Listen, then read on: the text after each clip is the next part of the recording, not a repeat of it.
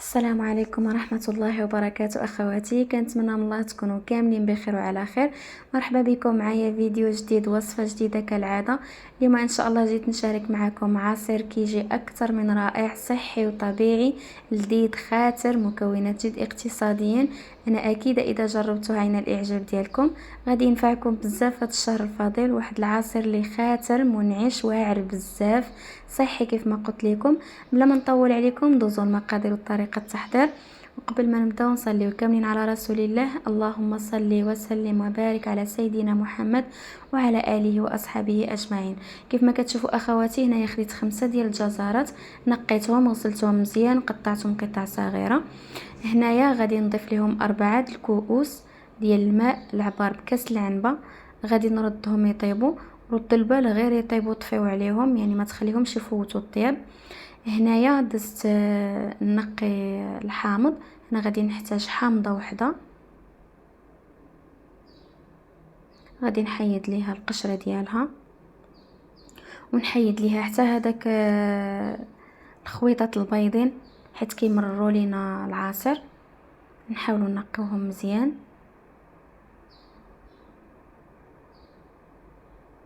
بهذا الشكل هذا. وهنا عندي 4 الحبات ديال الليمون، حتى هما غادي نقيهم وغادي نعمل ليهم نفس الشيء، يعني حتى هما نحيد ليهم هذاك القشره البيضاء باش ما تمررش لينا العصير.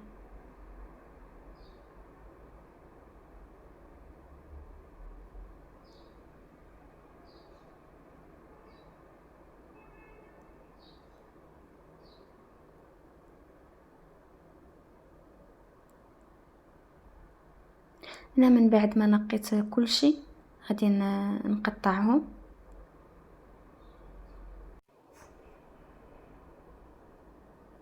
نزولوا هذيك العظيمات اللي كنلقاو في الحامض، ما نخليوش العظيمات فيه.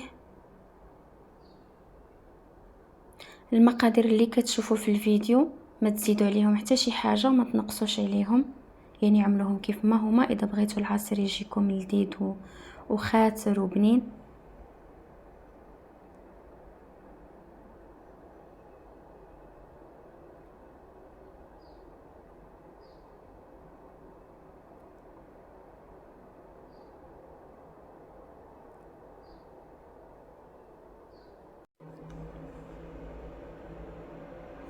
هنا من بعد ما الجزر طاب خليته حتى برد وصفيته.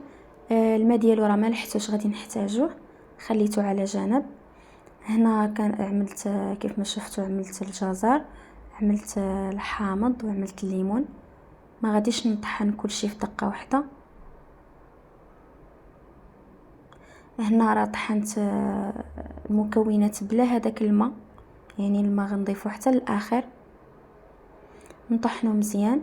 اللي بغى يستعمل الخلاط يستعملو، انا هذيك الهشوار كتجيني سهله وعمليه. صافي هنا من بعد ما طحنت المكونات غادي نصفيهم.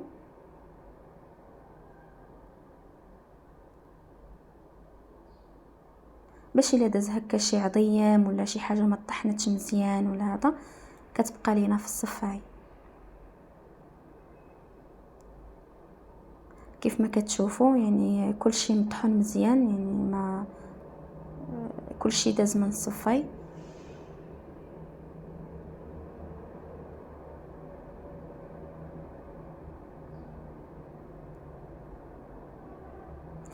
هنا غادي نضيف الكميه اللي بقات،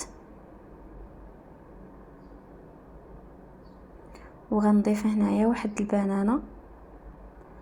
تكون من حجم كبير، الا كان حجم صغير تقدروا تستعملوا جوج. وهنا غادي نحتاج الياغورت بنكهه ديال المونغ. هذا الياغورت بنكهه المونغ كيعطي مذاق رائع جدا للعصير. العصير ديالنا كيجي بحال اللي عاملين فيه المونغ، هو فقط عملنا فيه غير هذاك الياغورت.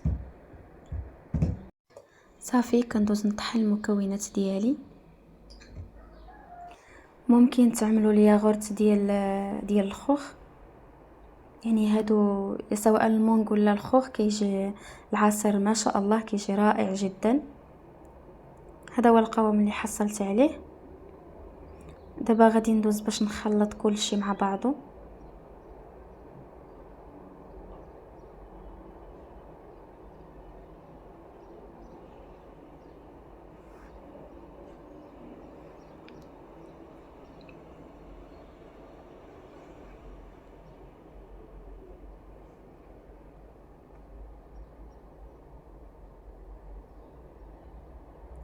الماء ديال اللي طاب فيه الجزر كيف ما قلت لكم كنت عملت 4 الكيسان ديال كاس العنبه، عبار بكاس العنبه.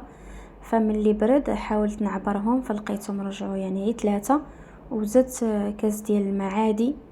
يعني المجموع 4 الكيسان خاصهم يكونوا فاش نبغيو نخلطوا العصير ديالنا. هنا راه ما كنحتاج لا نطحنوا ولا حتى شي حاجه، غير كنقلبوا ونعاود نقلبوا. يعني كنبقى نقلب فيه واحد 2 مرات 3 ديال المرات حتى كيتجانس مزيان. يعني في هذه المرحله هذه تقدروا تضيفوا العسل، تقدروا تضيفوا سكر سنيده، بغيتوا تخليوه غير هكذاك يعني مزيان. مع ضفنا له البنان، ضفنا له هذاك الياغورت، المذاق ديالو في الحلاوه جا معتدل. لكم الاختيار الا بغيتوا تزيدوا. شوفوا تبارك الله القوام ديالو كيف جا، راه كيجي رائع جدا منعش ما شاء الله. غير جربوه لوليداتكم. كنشكر كل اخت وصلت معايا حتى لهنا، كنقول لها شكرا على حسن المتابعه. وكان هذا هو الاقتراح ديال اليوم. كنتمنى من الاقتراح ديال اليوم يكون الاعجاب ديالكم. حتى لهنا كنكون وصلت الى نهايه الفيديو. ما بقى لي نقول لكم السلام عليكم، تهلاو في ريوسكم. الى فيديو قادم ان شاء الله، وصفات اخرى باذن الله. استودعتكم الله الذي لا تضيع ودائعه، والسلام عليكم ورحمه الله وبركاته.